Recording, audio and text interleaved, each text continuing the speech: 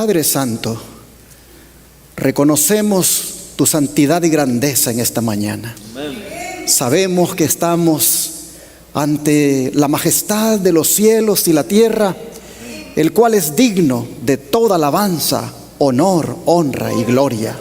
Así que nos humillamos ante ti y reconocemos que no somos dignos de estar aquí, pero por la sangre de Jesús nosotros creemos que tú nos recibes ahora. Enséñanos, Señor, a adorarte y enséñanos a conocer mejor quién tú eres. Lo pedimos en el nombre de Jesús. Amén. Hoy vamos a continuar con el tema titulado La deidad bajo ataque en los tiempos finales. Habiendo establecido en el tema anterior que la deidad la componen tres personas distintas e independientes la una de la otra, reveladas a nosotros como el Padre, el Hijo y el Espíritu Santo, y que la personalidad de ellas ha estado bajo ataque en los últimos tiempos, este día vamos a mirar que la eternidad de Cristo y la existencia y divinidad del Espíritu Santo también están siendo atacadas. La pregunta es, ¿tendrá alguna importancia para nosotros conocer de estos temas?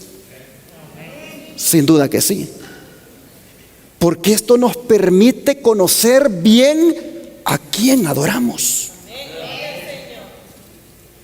Jesús le dio importancia a esto de saber lo que uno adora. Miren cómo Él lo dice en Juan 4, verso 22. Juan 4, verso 22.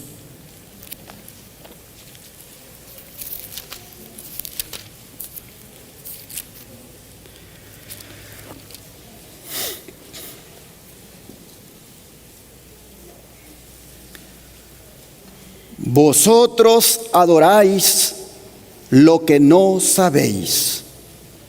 Nosotros adoramos lo que sabemos, porque la salvación viene de los judíos. ¿Qué está haciendo a Jesús aquí? Jesús está haciendo un examen de la adoración y de los adoradores samaritanos. Jesús le está diciendo a la mujer samaritana que los samaritanos, valga la redundancia, adoraban en ignorancia. En más de un sentido, eso era cierto, porque los samaritanos no tenían más sagrada escritura que solo el Pentateuco. Ellos rechazaban el Antiguo Testamento, es decir, desde el libro de Josué hasta Malaquías. Solo el Antiguo Testamento, solo el Pentateuco habían ellos tomado como escritura. Y en ese sentido se habían privado de los grandes mensajes que los profetas tienen para el pueblo de Dios, como también de ese mensaje que se encuentra en los libros sapiensales, como también se le llama los Salmos, Eclesiastés, Proverbios y Cantares. Los samaritanos tenían una religión truncada porque tenían una Biblia también truncada. Habían rechazado el conocimiento que estaba a su alcance y que hubieran podido tener. Y esto lo llevó a adorar a la deidad de una manera falsa. Porque la adoración que le daban a la deidad era una adoración mezclada con paganismo, con idolatría. Un culto falso, hermanos, se queda con lo que quiere saber de Dios y omite lo demás. Los samaritanos tomaban de las escrituras lo que querían y omitían el resto. Qué triste es cuando las personas agarran de la Biblia solo lo que les conviene, pero lo demás lo desechan. Y esto es justamente lo que están haciendo los que rechazan a Cristo y al Espíritu Santo como Dios. Están tomando de las Escrituras pasajes muy pocos para decir que Cristo no es Dios o que el Espíritu Santo no es Dios, y rechazan la evidencia abundante que hay en la Escritura que sustentan y respaldan la eternidad y divinidad de Cristo como del Espíritu Santo. Prácticamente están haciendo su doctrina de unos pocos textos de la Escritura. Y es posible que alguien diga: pero pastor, déjelos a ellos que adoren como ellos saben y nosotros adoremos como nosotros sabemos. Al fin y al cabo, lo que importa es que se adore a Dios. Es posible que alguien diga eso. Bueno, hermanos y hermanas, eso mismo le preguntaron al pionero adventista Stephen Haskell, y miren lo que él respondió. Últimamente me ha llegado repetidamente la pregunta: ¿hay alguna diferencia real si creemos en la personalidad de Dios siempre y cuando creamos en Dios?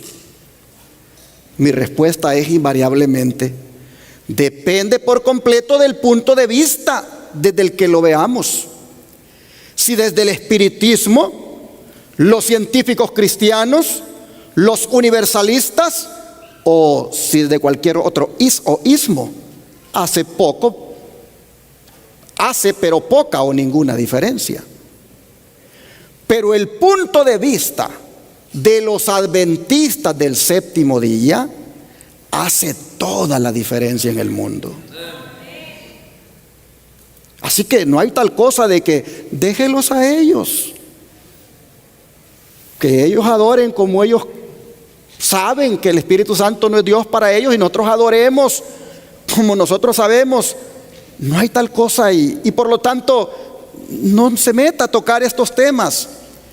Claro que debemos tocar estos temas, porque desde la perspectiva en la cual ellos estén viendo la deidad, determina su falsedad o su verdad. Interesante que cuando se trata de la personalidad de Dios, que fue el tema del sábado pasado, viene del espiritismo, dice, viene de los científicos cristianos, viene de los universalistas, el ataque contra la personalidad de Dios. Así que si ellos determinan a quién adoran basada en esa posición de ataque, es importante saber a quién nosotros adoramos basados en la verdad bíblica. Hermanos y hermanas, el tema de la deidad es un tema importante que nosotros debemos conocer para no caer en el error de los samaritanos, que adoraban pero no sabían lo que adoraban. Adoraban en la ignorancia. La negación de la personalidad del Padre, del Hijo y del Espíritu Santo, como también su eternidad y divinidad. Oh, hermanos y hermanas, la negación de eso proviene de estos movimientos originados en el espiritismo y también promovidos por el panteísmo, el cual reduce a Dios a un objeto, a un animal, a la naturaleza misma. Como decíamos el sábado pasado, el panteísmo es el que está detrás de muchos cultos que se celebran hoy en día. Pero si hay otra razón importante para saber y conocer sobre este tema de la deidad, es porque, hermanos y hermanas, este tema de la deidad es uno de los pilares de la fe adventista. Se los pongo aquí. Quienes procuran mover los antiguos pilares no están afirmando las cosas, no recuerdan lo que han recibido y oído. Quienes tratan de introducir teorías que mueven las columnas de nuestra fe con respecto al santuario, la personalidad de Cristo o de Dios, están trabajando como ciegos. Procuran introducir incertidumbre y dejar al pueblo de Dios sin ancla, a la deriva. Así está escrito en Recibiréis Poder, página 237.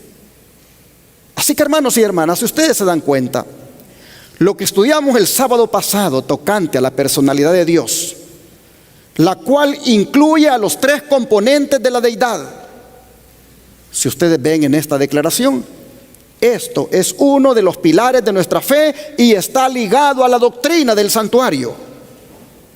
Por eso, al ver cómo se están removiendo estos pilares por algunos y quieren convencernos a que nosotros los removamos también, al ver cómo eso se está haciendo fuerte hoy en día, es importante conocer estos temas para afirmarnos en la fe y dar razón a todo aquel que nos demande sobre ella. Es interesante cómo en estos días, en las redes sociales, especialmente en el canal de YouTube, se están haciendo virales algunos hombres muy conocidos en el pasado, alineados con la verdad presente, ahora lo puedo decir entre comillas, falsamente lo puedo decir también. Es interesante verlos cómo ahora se están moviendo diciendo lo que no conocía de la deidad. Y ahí está un montón de gente confundida porque estos hombres a quienes les creyeron ahora los están confundiendo. Oh, hermanos y hermanas, yo tuve que decirle allí a los que hacen el playlist, sáquenme ese hombre ahí de la televisión, porque habían buenos temas de él, pero desde el momento que ha salido con esto no puede estar más él allí predicando, porque está negando a la deidad tal como ha sido revelada en la Escritura y en el don de profecía. Ustedes también han sido testigos de cómo otro del Israel moderno ha salido allí hablando prácticamente algo que no sé de dónde se lo ha sacado en cuanto a la verdad del sábado, de que el sábado no se va a guardar en el cielo, que eso no lo dice la Biblia. Nosotros vemos, hermanos, cómo estos hombres teólogos que supuestamente han estudiado las lenguas hebreas y griegas y por eso saben interpretar la Biblia mejor que cualquier otro, según ellos. Nosotros vemos cómo se están, hermanos, algunos de ellos moviendo de lo que es la verdad presente para desnaturalizar los hitos de nuestra fe, como son el del sábado y el de la deidad. He aquí entonces la importancia de cómo es necesario tratar este tema, por cuanto no somos exentos de ese tipo de infiltraciones o influencias que quieren que nos movamos de la fe que una vez fue dada a los santos. Pero ¿qué es lo que dicen los que atacan a la deidad de Cristo y el Espíritu Santo? Bueno, en el caso de Cristo, hay unos que están enseñando que Él no es nada más que un ángel muy elevado, y otros que es un ser creado e inferior al Padre, pues Él mismo se hizo llamar Hijo de Dios. Hasta utilizan las Escrituras para respaldarlo. Se han levantado sectas y religiones como los testigos de Jehová, los arrianos, los unitarianos, los espiritistas y musulmanes, entre otros, para sostener esas creencias. Y quiero señalar un texto, el cual utilizan mucho para confundir a las personas en cuanto a la eternidad de Cristo, y es el que se encuentra en Proverbios 8, 22 al 30. Proverbios 8, 22 al 30.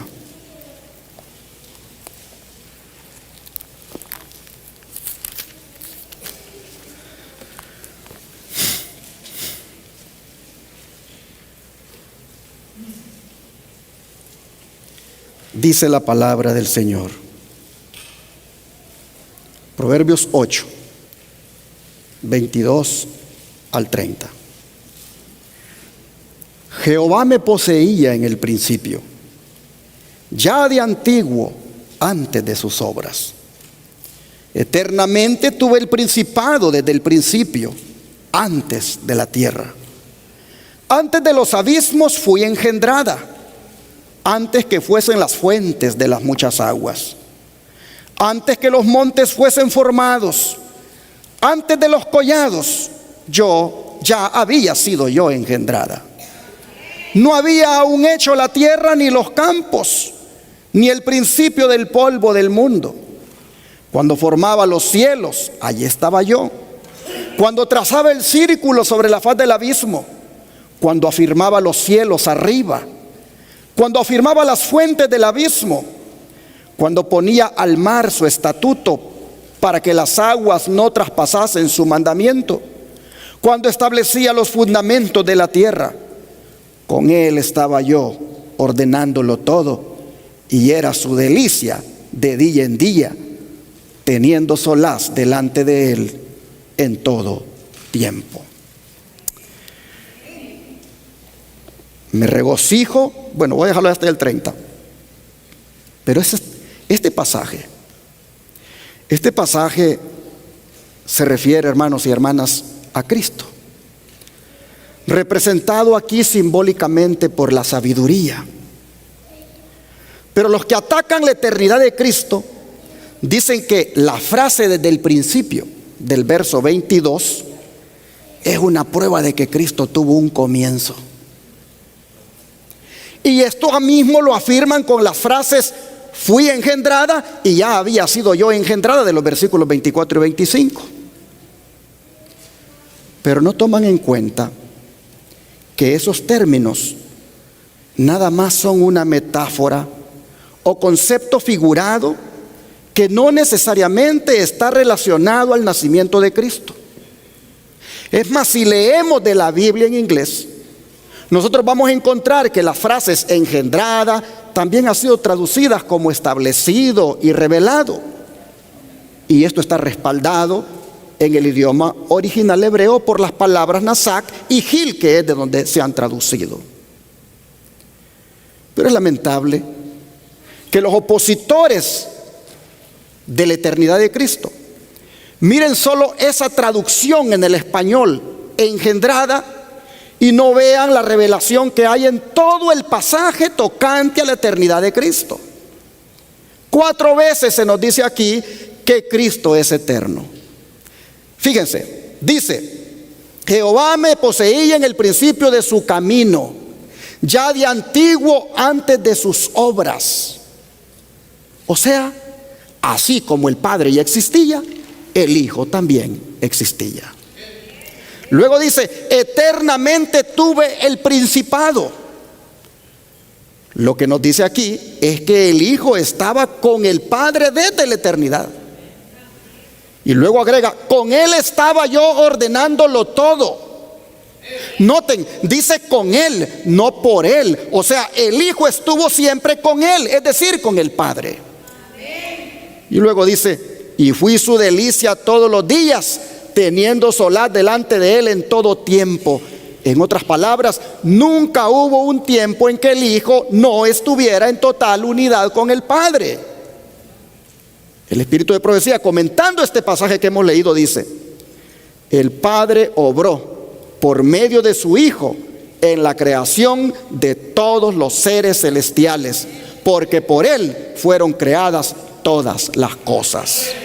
Patriarcas y Profetas, página 12. Y luego agrega: el Señor Jesucristo, el divino Hijo de Dios, existió desde la eternidad como una persona distinta y sin embargo era uno con el Padre. Ya explicamos el sábado pasado: uno en propósito, uno en carácter. Pero sigue diciendo: era la excelsa gloria del cielo, era el comandante de las inteligencias celestiales, y el homenaje de adoración de los ángeles era recibido por Él con todo derecho. Mensajes Selectos, tomo 1, página 291. Así que, hermanos y hermanas, esta cita nos dice que el pasaje de Proverbios que leímos es una evidencia de que Cristo ha existido desde la eternidad como una persona distinta, creando juntamente con el Padre. O sea, el pasaje de Proverbios no fue escrito para decir que Cristo es una criatura creada. El mensaje de Proverbios es que Cristo ha existido durante tanto tiempo como ha existido también el Padre. Por eso el apóstol Juan nos dice en Juan 1, versículos 1 al 3, lo siguiente.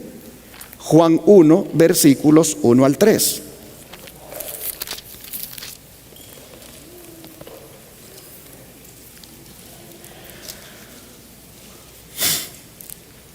Dice: en el principio era el Verbo, y el Verbo era con Dios, y el Verbo era Dios. Este era en el principio con Dios. Todas las cosas por Él fueron hechas, y sin Él nada de lo que ha sido hecho fue hecho. Amén, hermanos. Noten ustedes, Jesús era con Dios y Jesús era Dios. El don de profecía se une a esto y dice: el Verbo existía como un ser divino, como el eterno Hijo de Dios, en unión y unidad con su Padre.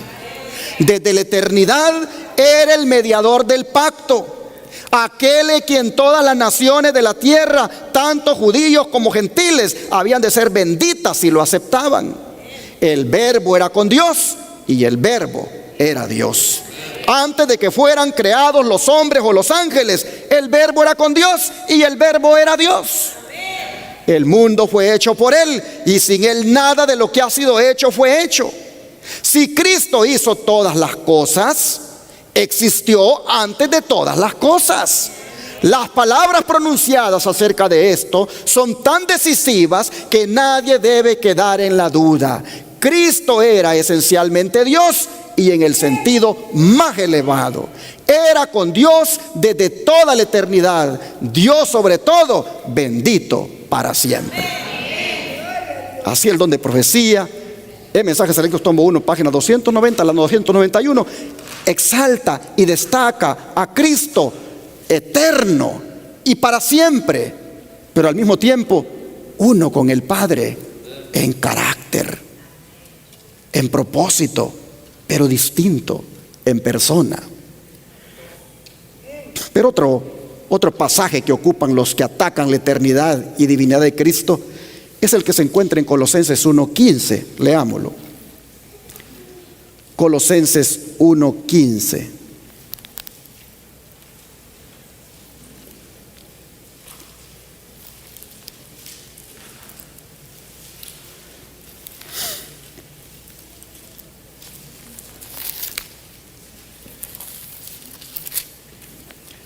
La Escritura dice: Él es la imagen del Dios invisible, el primogénito de toda creación. Muchos utilizan este texto para enseñar que Cristo fue creado y que fue la primer criatura, porque para ellos esto es lo que dice cuando dice que es el primogénito de toda creación. Pero si esto fuera así, como ellos dicen, entonces este versículo Contradiría todas las declaraciones inspiradas que hay en la Biblia sobre la eternidad de Cristo. ¿Qué es lo que realmente está diciendo este versículo? Para eso debemos apoyarnos en el idioma original griego, que es de donde ha sido traducida la palabra primogénito. Y la palabra griega es protótokos y significa dos cosas. Número uno, el primero en nacer, y número dos, el primero en categoría que produce todos los nacimientos.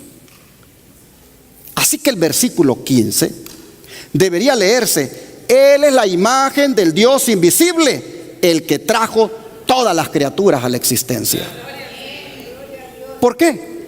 Porque esta forma de leerse no solo concuerda con todo el resto de las escrituras, sino que los próximos versos que vienen apoyan ese significado de protótocos. Pues vean ustedes los versículos 16 y 17. Porque en Él fueron creadas todas las cosas, las que hay en los cielos y las que hay en la tierra, visibles e invisibles, sean tronos, sean dominios, sean principados, sean potestades. Todo fue creado por medio de Él y para Él. Y Él es antes de todas las cosas, y todas las cosas en Él subsisten. Así que, hermanos y hermanas, los versículos 15 y 16 son parte de una sentencia más larga. Ambos hablan de cómo Cristo es el creador de cada objeto creado. Por lo tanto, hermanos y hermanas, el verso 15 debe entenderse en el segundo significado de protótocos. Es decir, no puede significar la primera criatura a nacer, sino que tiene que significar aquel que trajo a la existencia todas las criaturas. Hermanos y hermanas, prácticamente los versículos 15 hasta el 17 lo que hacen es analizar el estado divino y creador de Cristo, especialmente el hecho de que Él es el creador, gobernador y sostenedor de todos los poderes inferiores en el cielo y en la tierra. Permítanme leer algunos versículos que sustentan la eternidad y divinidad de Cristo para refutar los argumentos falsos que, manipulando las escrituras, utilizan estos, yo diría, anticristos, porque están en contra de su eternidad. Miren, por ejemplo, Juan 8. Juan 8, versículos 48 al 59. Juan 8, versículos 48 al 59.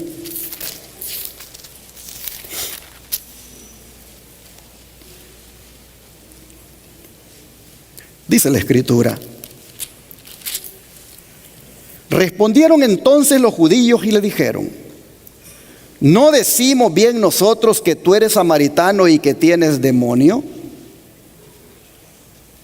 Respondió Jesús: yo no tengo demonio, antes honro a mi Padre y vosotros me deshonráis. Quisiera parar aquí porque aprendí algo de Jesús cuando estaba leyendo este texto. La acusación de los judíos, si ustedes se fijan, para Cristo es: bien decimos nosotros que tú eres samaritano y que tienes demonio.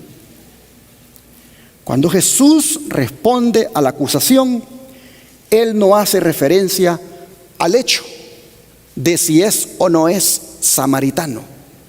Y lo que nos enseña el Señor es que hay ciertas acusaciones a las cuales nosotros ni le debemos hacer caso. Hay ciertas acusaciones a las cuales nosotros no le debemos de dar importancia.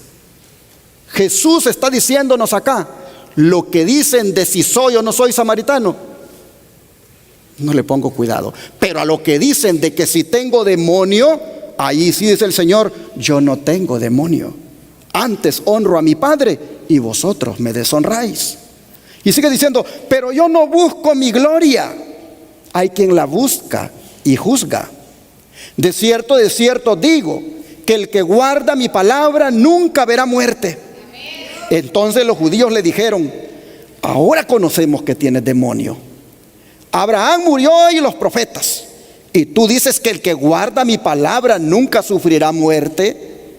¿Eres tú acaso mayor que nuestro padre Abraham, el cual murió, y los profetas murieron? ¿Quién te haces a ti mismo? Respondió Jesús: si yo me glorifico a mí mismo, mi gloria nada es. Mi Padre es el que me glorifica, el que vosotros decís que es vuestro Dios. Pero vosotros no le conocéis, mas yo le conozco. Y si dijere que no le conozco, sería mentiroso como vosotros. Pero le conozco y guardo su palabra. Abraham vuestro padre se gozó de que había de ver mi día, y lo vio y se gozó. Entonces le dijeron los judíos: ¿aún no tienes 50 años y has visto a Abraham? Jesús le respondió: de cierto os digo, antes que Abraham fuese, yo soy. Tomaron entonces piedras para arrojárselas, pero Jesús se escondió y salió del templo, y atravesando por en medio de ellos, se fue. Hermanos, ¿por qué tomaron piedras para arrojárselas? Porque había proclamado su divinidad al decir: antes que Abraham fuese, yo soy. Y en otra ocasión quisieron matarlo por lo mismo, por proclamar su divinidad. Vean el capítulo 10 ahora, versículos 30 al 33. Capítulo 10, versículo 30 al 33. Dijo el Señor: yo y el Padre uno somos. Entonces los judíos volvieron a tomar piedras para apedrearle. Jesús les respondió: muchas buenas obras he mostrado de mi Padre, ¿por cuál de ellas me apedreáis? Le respondieron los judíos diciendo: por buena obra no te apedreamos, sino por la blasfemia, porque tú, siendo hombre, te haces Dios. Hermanos y hermanas, aquí nosotros vemos que el referirse por parte de Jesús al Padre Celestial como mi Padre, los judíos lo entendieron como algo que lo igualaba con Dios. Al decir él: yo y el Padre uno somos, prácticamente se puso en la igualdad. No es que el Padre era el Hijo, no, sino que eran uno en carácter, en propósito, eran iguales. El don de profecía lo va a explicar mejor.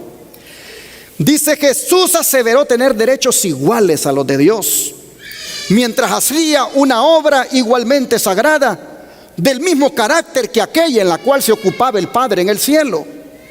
Pero esto airó aún más a los fariseos. No solo había violado la ley a juicio de ellos, sino que al llamar a Dios mi Padre, se había declarado igual a Dios.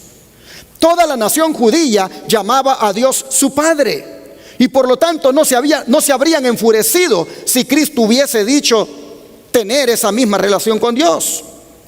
Pero le acusaron de blasfemia, con lo cual demostraron entender que él hacía este acerto en su sentido más elevado. Deseo a toda la gente, página 177 a la 178. Ellos entendieron que él realmente se había declarado igual a Dios. Con esto, el don de profecía entonces concluye diciendo: Cristo es el Hijo de Dios, preexistente y existente por sí mismo. Al hablar de esta preexistencia, Cristo hace retroceder la mente hacia las edades sin fin. Nos asegura que nunca hubo un tiempo cuando Él no haya estado en estrecha relación con el Dios eterno. Aquel cuya voz los judíos escuchaban en ese momento había estado junto a Dios. Science on the Time, 29 de agosto de 1900. Por eso, hermanos y hermanas, las Escrituras recalcan una y otra vez que Cristo es Dios. Veamos, por ejemplo, que Colosenses capítulo 2, versículo 9. Colosenses capítulo 2, verso 9.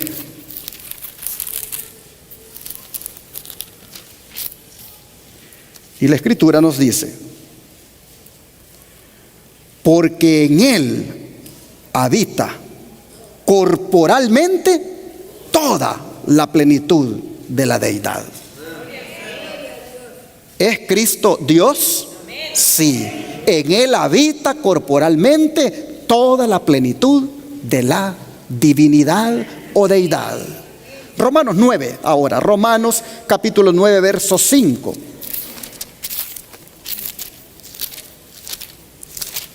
Romanos capítulo 9, verso 5.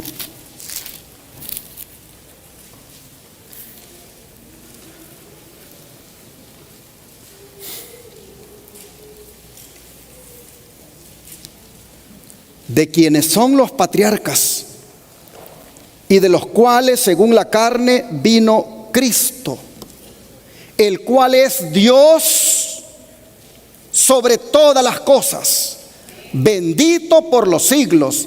Amén. ¿Quién dice aquí que es Dios sobre todas las cosas? ¿Quién? Cristo. Leámoslo de nuevo. De quienes son los patriarcas y de los cuales según la carne vino Cristo, el cual es Dios sobre todas las cosas, bendito por los siglos. Amén. Ahora vamos a leer Tito capítulo 2, versículo 13. Tito capítulo 2, versículo 13.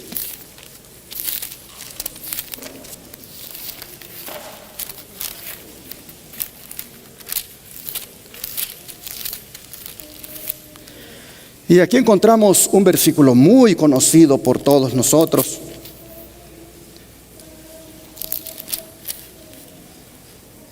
El cual dice: aguardando la esperanza bienaventurada y la manifestación gloriosa ¿de quién? ¿De nuestro pequeño Dios? No, de nuestro gran Dios y Salvador Jesucristo. No entiendo por qué los testigos de Jehová, los musulmanes, los espiritistas, los unitarianos están rebajando a Cristo de esa deidad, de esa divinidad, cuando todos estos textos nos dicen que el que va a venir es nuestro gran Dios y Salvador Jesucristo. Oh, pero vamos a Isaías capítulo 9, verso 6. Isaías capítulo 9, verso 6.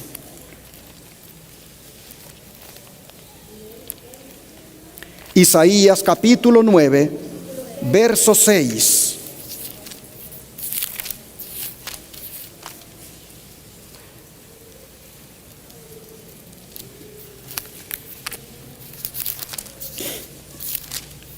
Y la Escritura dice: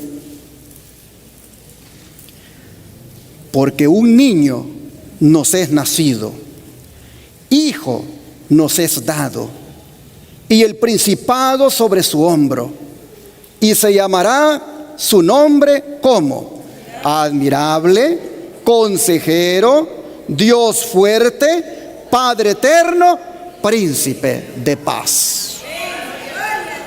Mire, todos los nombres que tiene Jesús son nombres divinos, son nombres que lo hacen ser parte de la deidad. Dios fuerte, Padre eterno, príncipe de paz. Y lo más precioso de todo esto es lo que dice Filipenses 2, verso 6. Filipenses 2, verso 6.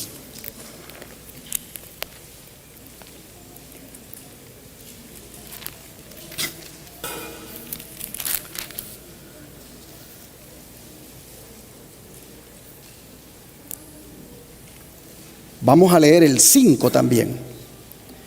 Y dice: haya pues en vosotros este sentir que hubo también en Cristo Jesús, el cual siendo en forma de Dios, no estimó el ser igual a Dios como cosa a que aferrarse, sino que, dice el verso 7, se despojó a sí mismo, tomando forma de siervo, hecho semejante a los hombres, y estando en la condición de hombre, se humilló a sí mismo, haciéndose obediente hasta la muerte, y muerte de cruz.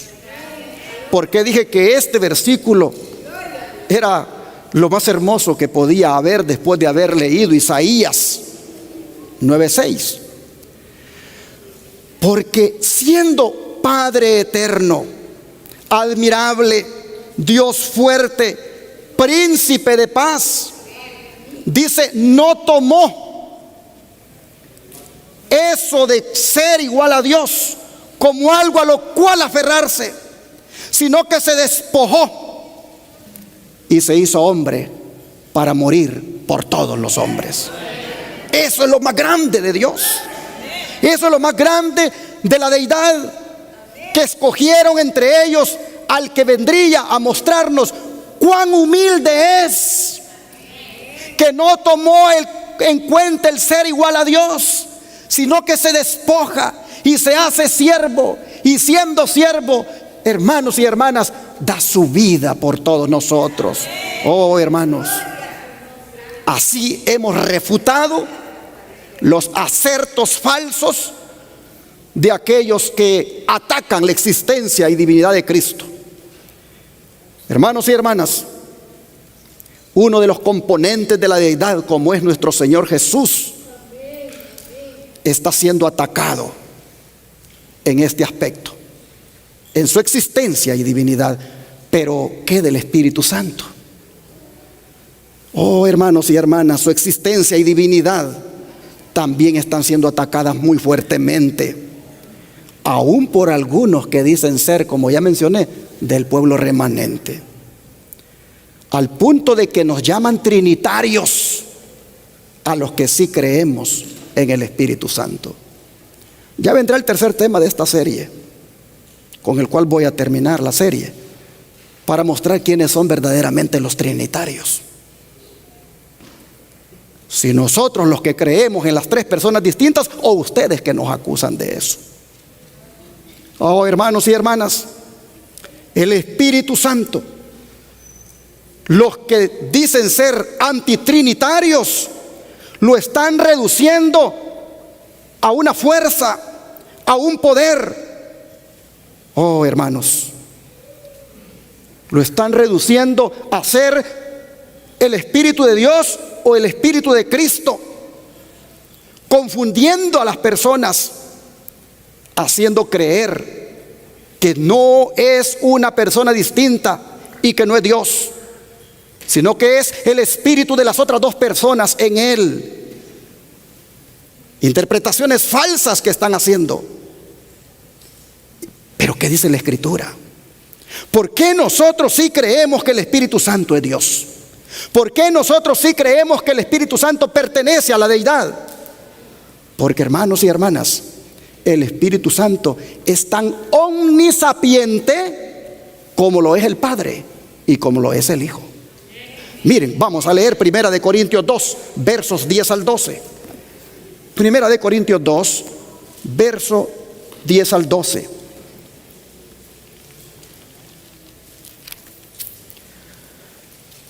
Primera de Corintios 2, versos 10 al 12.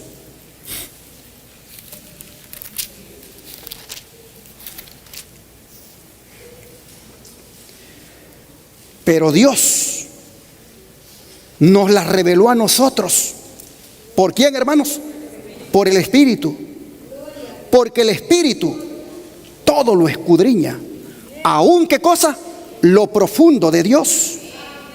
Porque ¿quién de los hombres sabe las cosas del hombre, sino el espíritu del hombre que está en él?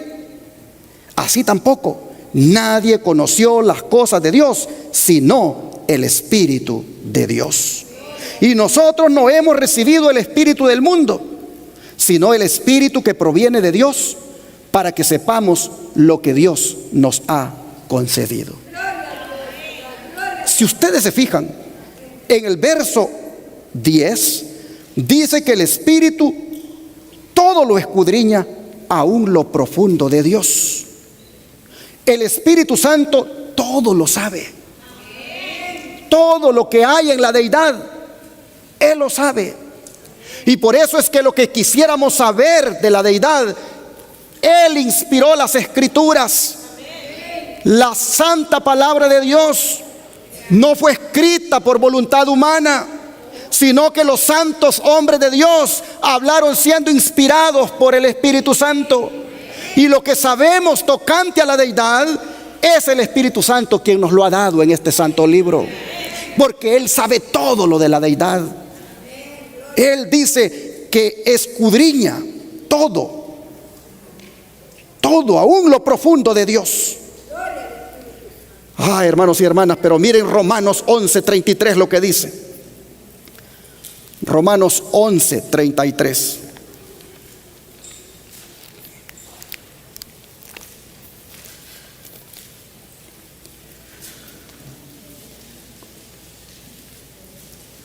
Oh profundidad de las riquezas, de la sabiduría y de la ciencia de Dios.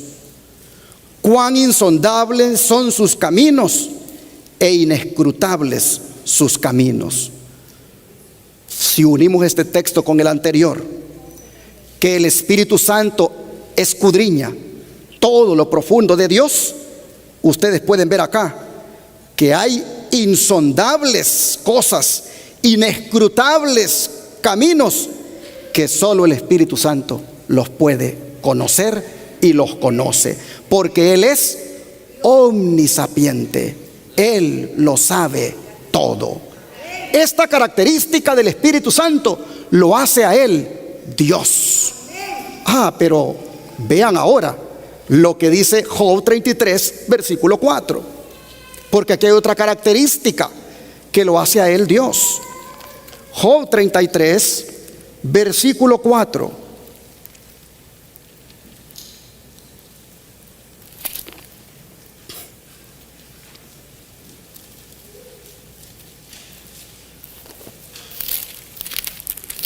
Dice la Escritura, Job 33, verso 4. El Espíritu de Dios me hizo, y el soplo del Omnipotente me dio, ¿qué cosa? Vida. Así que el Espíritu Santo es omnipotente. Y la palabra omnipotente quiere decir todopoderoso. Así que no solamente lo sabe todo, sino que también es el todopoderoso. Pues Job le llama al soplo del Omnipotente, al Espíritu de Dios al Espíritu de Dios lo llama soplo del Omnipotente que dio vida. Pero ahora vean 1 Crónicas 29, versículo 11 al 12. 1 Crónicas 29, versículos 11 al 12.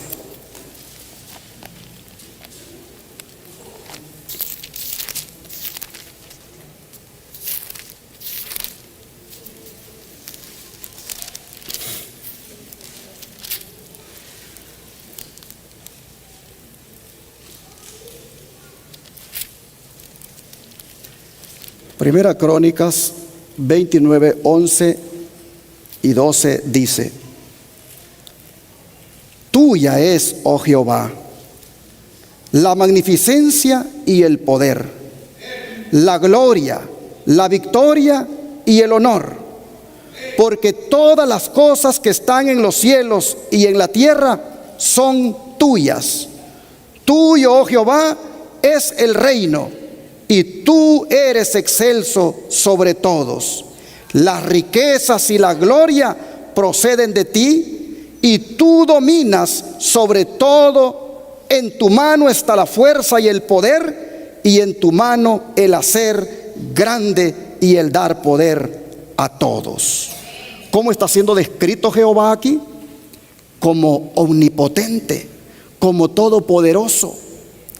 La misma descripción que dio Job del Espíritu Santo se da de Jehová, porque Jehová es un término que se aplica al Padre, se aplica a Cristo y se aplica al Espíritu Santo. Hay textos donde se está hablando de Jehová en clara referencia al Padre, y hay textos donde se está hablando de Jehová en clara referencia a Cristo, y hay textos donde se habla de Jehová en clara referencia al Espíritu Santo. Y está presentado acá Jehová como el Todopoderoso.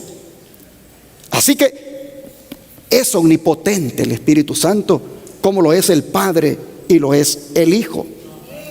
Pero vamos a seguir viendo, hermanos y hermanas, más evidencias del Espíritu Santo que lo hacen ver como toda una deidad. Y es, por ejemplo, el hecho de que Él es omnipresente, es decir, que está en todas partes. No solo lo sabe todo, no solo es todopoderoso, sino que también está en todas partes.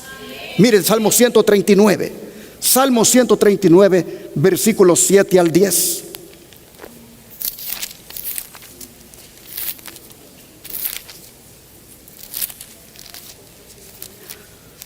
Salmo 139, versículos 7 al 10.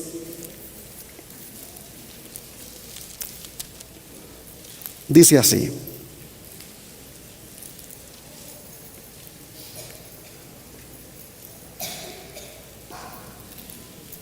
¿a dónde me iré de tu espíritu? ¿Y a dónde huiré de tu presencia? Si subiere a los cielos, allí estás tú. Y si en el Seol hiciere mi estrado, he aquí, allí tú estás.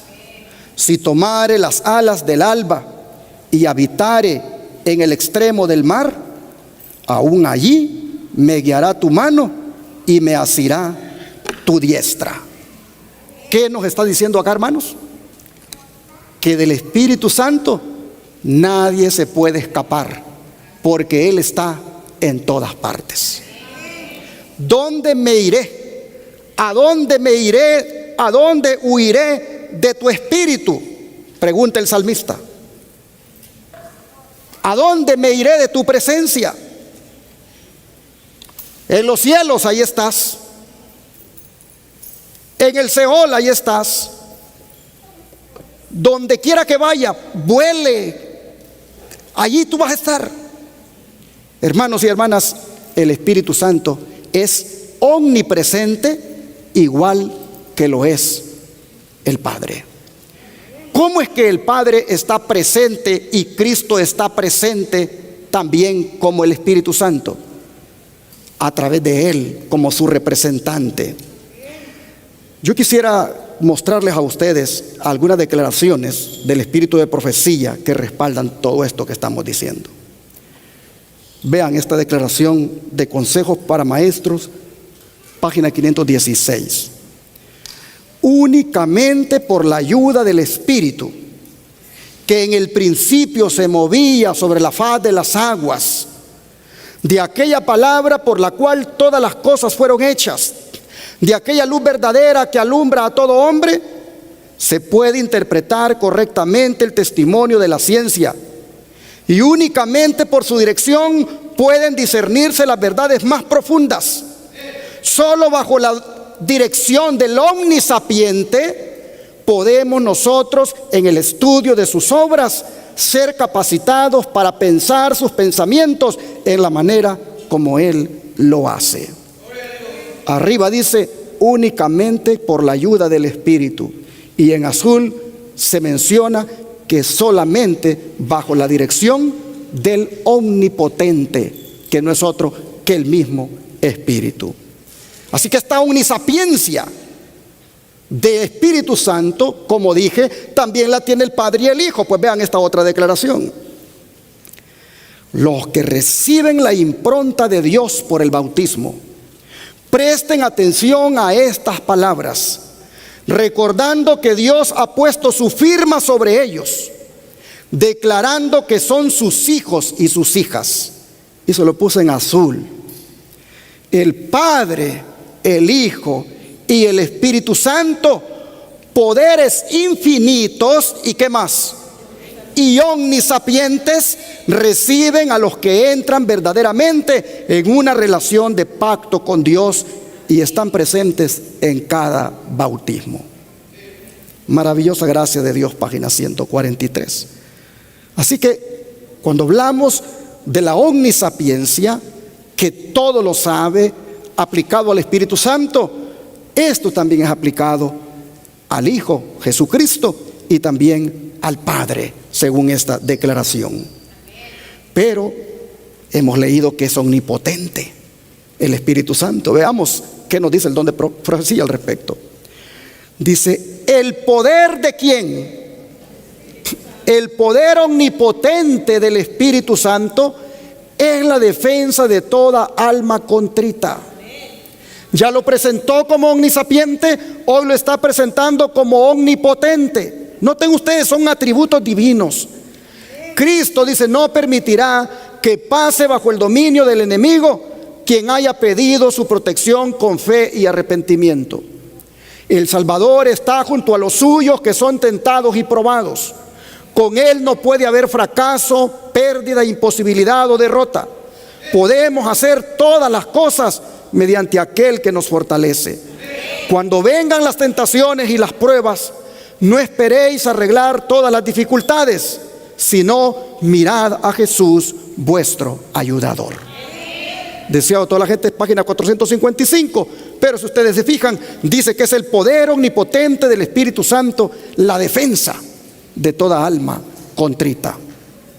Y luego agrega, una parte del gozo que fue puesto delante de Cristo fue el gozo de ver su verdad, provista del poder omnipotente del Espíritu Santo, impresionando su imagen en la vida y el carácter de sus seguidores.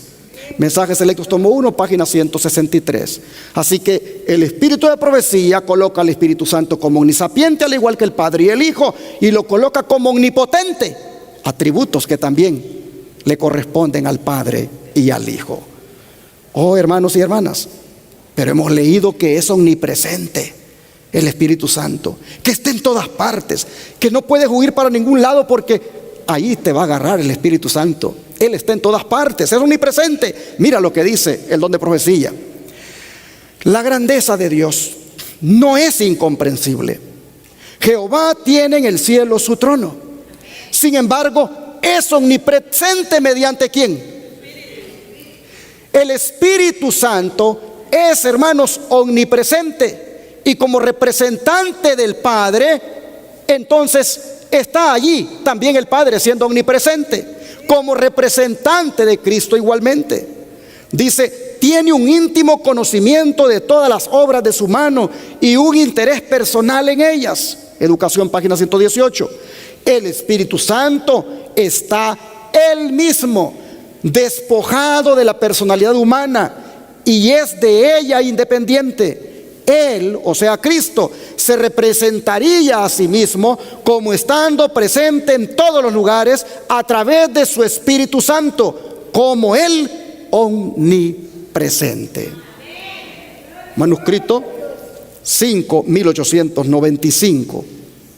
Yo les pregunto, ¿cuántos de ustedes están seguros que están adorando a Dios el Padre? ¿Cuántos de ustedes están seguros que están adorando a Dios Hijo? ¿Y cómo saben que lo están adorando? Por su representante que está aquí, Dios el Espíritu Santo.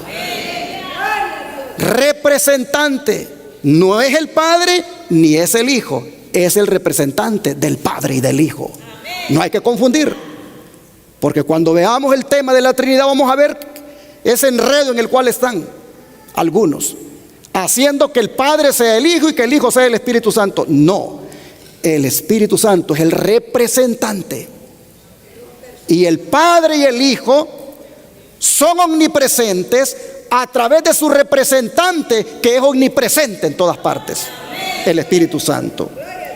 Y así, hermanos, podemos seguir leyendo declaraciones como por ejemplo la de Hebreos 9, Hebreos 9, versículo 14. Hebreos 9, versículo 14. Vean acá lo que dice.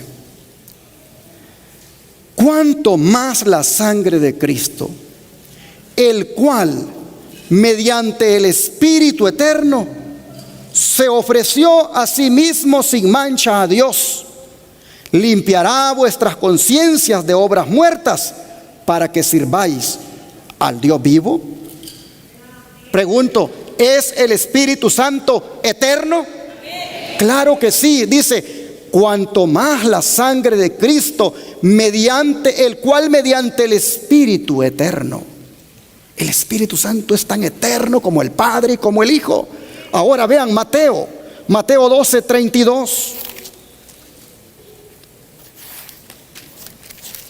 Mateo 12, 32.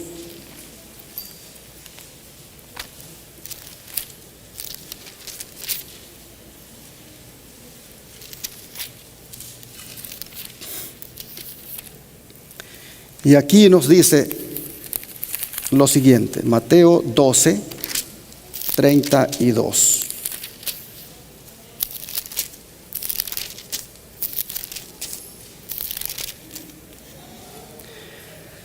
A cualquiera que dijere alguna palabra contra el Hijo del Hombre, le será perdonado.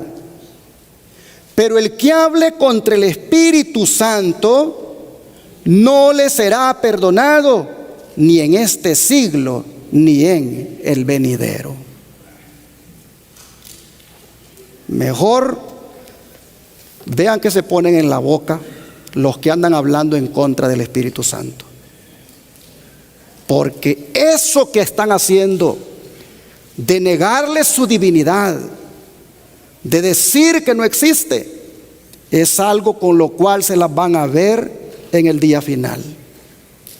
Más vale que se arrepientan, porque este texto es una sentencia. A cualquiera que dijere alguna palabra contra el Hijo del Hombre, le será perdonado.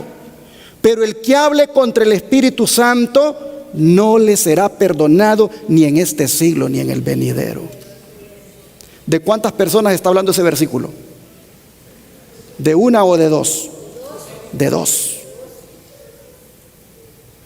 Así que ¿por qué decir que el Espíritu Santo es el mismo Cristo? Si aquí claramente dice, a cualquiera que dijere alguna palabra contra el Hijo del Hombre, el cual es Cristo, le será perdonado. Pero al que hable contra el Espíritu Santo, no le será perdonado. Hermanos y hermanas, el Espíritu Santo es santo. Por eso se llama Espíritu Santo. Hay que tener cuidado cómo uno se refiere al Espíritu Santo. El Espíritu Santo no solo es santo, sino que también es amor, así como el Padre es amor y Cristo es amor. Pues vean lo que dice Gálatas 5:22. Gálatas 5:22. Gálatas 5:22.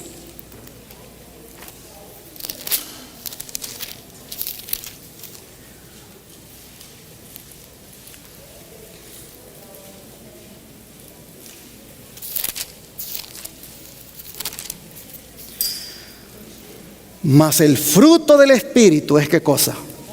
Amor. Les pregunto, ¿es el Espíritu Santo amor? Sí. Él tiene esa característica de que es amor.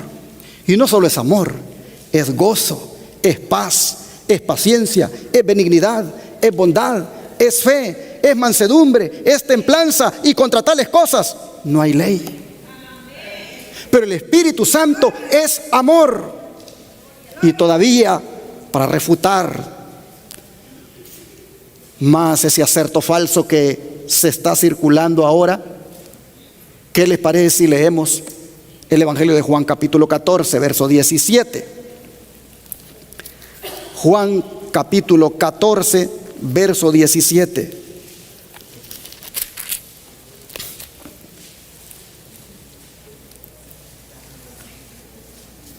el Espíritu de verdad. ¿Es verdad el Espíritu Santo? Cristo dijo, yo soy ¿qué cosa? La verdad y la vida. Pero aquí está diciendo Jesús que el Espíritu también es ¿de qué cosa? De verdad. El Espíritu de verdad, al cual el mundo no puede recibir, porque no le ve ni le conoce, pero vosotros le conocéis porque mora con vosotros y estará en vosotros. El Espíritu Santo, hermanos, es verdad, así como Cristo es verdad. Ahora vean, aquí mismo en Juan, capítulo 15, ahora verso 26. Pero cuando venga el Consolador, a quien yo os enviaré del Padre, el Espíritu de verdad, el cual procede del Padre, Él dará testimonio acerca de mí. El Espíritu de verdad. Y así nosotros vemos todos los atributos que son para el Padre y para el Hijo. Las Escrituras se los da al Espíritu Santo, porque estamos tratando, hermanos, con seres divinos, distintos en persona, pero uno en carácter y propósito, uno en divinidad. El don de profecía dice: el Espíritu Santo viene al mundo como el representante de Cristo. No solamente habla la verdad, sino que es ¿qué cosa? La verdad. Él también es ¿qué cosa? El testigo fiel y verdadero. Es el gran escrutador de los corazones y conoce el carácter de todos. El Espíritu Santo ha venido muchas veces a nuestras escuelas. Yo lo voy a cambiar y voy a decir que el Espíritu Santo ha venido muchas veces aquí a nuestra iglesia. El Espíritu Santo ha venido muchas veces a nuestra iglesia y no ha sido reconocido, sino que ha sido tratado como ¿qué? Como extraño, tal vez hasta como un intruso. Cada maestro debiera conocer y darle la bienvenida a este huésped celestial. Si los maestros quieren abrir su corazón para recibirlo, estarán preparados para cooperar con él al trabajar por sus alumnos. Cuando se le dé libre curso, efectuará transformaciones maravillosas. Obrará en cada corazón, corrigiendo el egoísmo, amoldando y refinando el carácter y sujetando hasta los pensamientos en cautiverio a Cristo. ¿Cuándo? Cuando se le dé la bienvenida a este huésped celestial. Queremos cambiar nuestro carácter. Queremos nosotros corregir el egoísmo. Queremos refinar este carácter tosco que tenemos. Queremos ser transformados, hermanos y hermanas. Esto solo va a ocurrir si le permitimos al Espíritu Santo que obre en nosotros, si le damos la bienvenida. ¿Cuántas veces ha venido al templo y nosotros lo hemos tratado como un extraño o como un intruso? ¿Cuándo? Cuando estamos irreverentes, cuando no estamos atentos a la palabra, cuando estamos más bien con prejuicios en nuestra mente en contra de alguien. Oh, hermanos y hermanas, él viene acá y le tratamos como un extraño y como un intruso, y por lo tanto no obra esa transformación en nuestra vida. Así que hay que cambiar la actitud, porque cada vez que venimos aquí el Espíritu Santo se hace presente. Hay que cambiar la actitud. Hay que tratarlo como huésped celestial. Hay que tratarlo dignamente, porque él vino aquí a representar al Padre y a Cristo también. Pero vean esta advertencia, hermanos. Cuando los hombres se sienten competentes para pronunciar juicios y condenar al Espíritu Santo, ellos están haciendo un trabajo para sí mismos que será difícil de deshacer. ¿Por qué? Porque están condenando ellos mismos. Toda la cabeza se vuelve enferma y el discernimiento se vuelve tan débil que solo sirve para juzgar injustamente. Manuscrito Liberado, tomo 4, página 358. Lo vuelvo a repetir. Cuando los hombres se sienten competentes para pronunciar juicios y condenar al Espíritu Santo, ellos están haciendo un trabajo para ellos mismos que será difícil de deshacer. Es decir, se están condenando ellos mismos. Dice, no podemos rendirnos al supremo amor de Dios y honrarlo si no reconocemos al Espíritu Santo que el Señor envía. El Espíritu Santo representa a Jesucristo. Miren ustedes, no podemos rendirnos al supremo amor de Dios y honrarlo si no reconocemos al Espíritu Santo. Yo a veces le pido a Dios que me ayude a no ser tan explícito cuando predico, porque a veces me gana el celo por las cosas del Señor, y eso me hace a veces decir algunas cosas muy fuertes, y algunos hasta se molestan. Pero es que es bien difícil mirar las cosas y no expresarlas. Cuando piden la palabra en la lección de escuela sabática y tratan de desviarse del tema para ir a textos que supuestamente en la mente de ellos rebajan al Espíritu Santo como Dios, como divino, como persona, uno solo puede mirar que vienen a un lugar a hacer la obra del diablo, porque esa es la obra de Satanás: estar en contra del Padre, estar en contra del Hijo y estar en contra del Espíritu Santo. Yo lo dije el sábado y lo voy a decir hoy, y si lo vuelvo a decir otra vez, no se vayan a molestar. Pero el que viene a esta iglesia, aquí habemos adoradores del Padre, del Hijo y del Espíritu Santo. Y los que se unan a nosotros en adoración deben venir con esa actitud. De lo contrario, búsquense una iglesia donde no adoren a la deidad como nosotros adoramos. Pero no vengan tampoco a estar pidiendo la palabra para redirigir el tema a otro, cuando el tema de la lección es uno distinto a lo que ustedes quieren llevarnos. Estamos trayendo estos mensajes en defensa de la deidad. Estamos trayendo este mensaje para vindicar a la deidad y para dejar clara nuestra posición como adventistas del séptimo día. El don de profecía dice: aquellos que rechazan el Espíritu Santo de la verdad se colocan a sí mismos bajo el control de un espíritu que es opuesto a la palabra y a la obra de Dios. ¿Cuál espíritu podrá ser ese? Sin duda el espíritu satánico.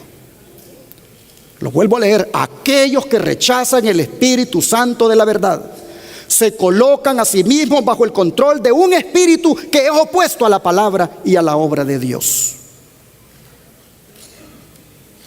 El espíritu opuesto a la palabra y a la obra de Dios es el espíritu del diablo.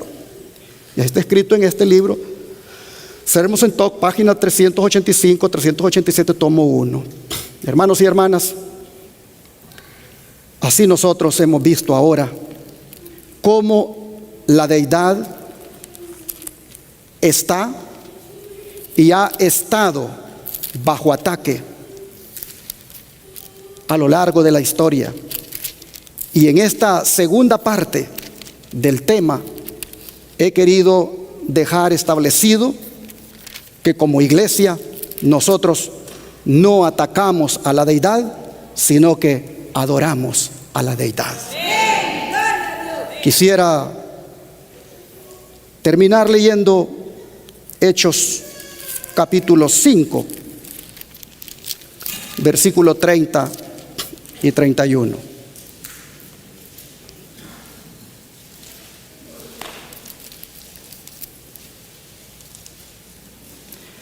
...31 y 32, mejor dicho. Porque aquí los tres que componen la deidad van a ser mencionados.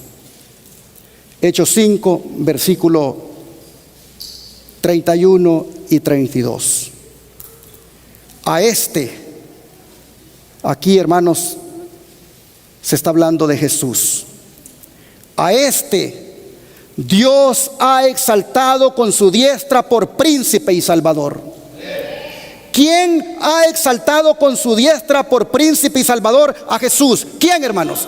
Dios. ¿Quién es Dios en este caso aquí? El Padre. Vuelvo a leer. A o sea, a Jesús, Dios el Padre ha exaltado con su diestra por príncipe y salvador, para dar a Israel arrepentimiento y perdón de pecados. Y nosotros somos testigos suyos de estas cosas. Y también ¿quién? El Espíritu Santo, el cual ha dado Dios a los que le obedecen. El Espíritu Santo no lo tienen los que hablan en lenguas y transgreden el sábado. El Espíritu Santo no lo tienen los que hablan en lengua y están en contra de la ley de Dios, porque eso es estar en desobediencia. Aquí la Escritura dice que el Espíritu Santo es dado a quienes le obedecen.